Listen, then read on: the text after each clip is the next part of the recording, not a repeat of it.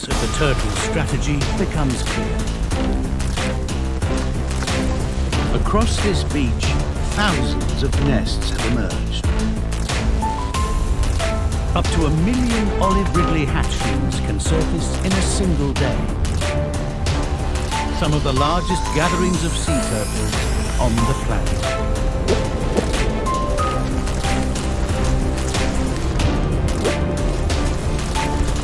By hatching together, each turtle improves their chances of survival.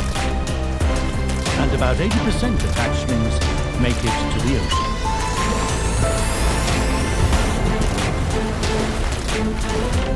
Working together, they've overcome their first great challenge in life. It just goes to show, it's not only the fittest who survive, it's often the friendliest.